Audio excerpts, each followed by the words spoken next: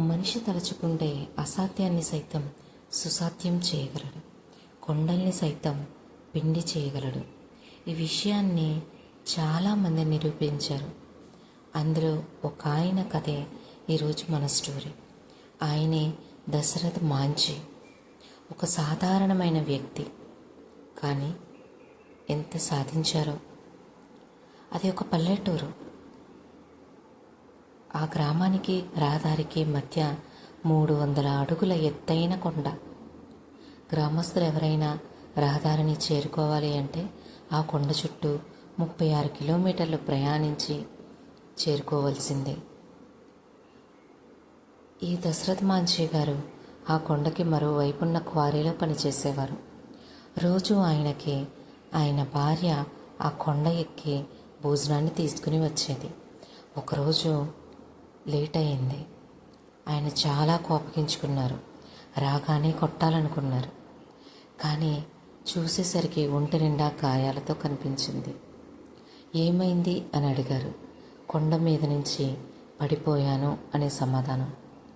వెంటనే ఆయన చెల్లించిపోయారు. ఆయన అప్పుడు ఒకటి డిసైడ్ అయ్యారు, ఎలా అయినా సరే ఈ కొండని చీల్చి రహదారిని ఏర్పాటు చేయాలి అని. అది అసలు సాధ్యమైన పనేనా? 300 అడుగుల కొండ, నేనొక్కడిని, నా దగ్గర ఎటువంటి ఎక్విప్మెంట్ లేదు. ఇలా ఏ నెగిటివ్ థాటు ఆయనకి రాలేదు. ఆయన డిసైడ్ అయ్యింది కేవలం కొండని చీల్చాలి, రహదారి వేయాలి, అంతే. ఆ నిరంతర కృషి, ఆ డెడికేషన్ వల్ల 22 సంవత్సరాల తర్వాత ఆయన అనుకున్న దాన్ని సాధించారు. ఆ 300 అడుగుల కొండను చీల్చి ఒక రహదారిని ఏర్పాటు చేశారు. ఇప్పుడు ఆ గ్రామస్తులు కేవలం 5 కిలోమీటర్ల దూరం ప్రయాణించి ఆ రహదారి గుండా స్కూళ్ళకి, హాస్పిటల్స్కి వెళ్ళగలుగుతున్నారు అంటే కేవలం అది రామ్జీ గారి కృషి. మనం దీని నుంచి ఏం నేర్చుకోవాలి? డెడికేషన్. మనం పెద్ద పెద్ద గోల్స్ పెట్టుకుంటే వాటిని సాధించగలమా అని ఆలోచిస్తాం. కానీ అలా ఏ ఒక్క నెగిటివ్ ఆలోచన మనలో రాకూడదు. ఖచ్చితంగా సాధిస్తాను అనే ఆలోచనే ఉండాలి. నిరంతర కృషి, పట్టుదల, రోజు దాని గురించి చేసే ప్రయత్నం ఖచ్చితంగా మనల్ని మనం కోరుకున్న గమ్యాన్ని చేరుస్తుంది.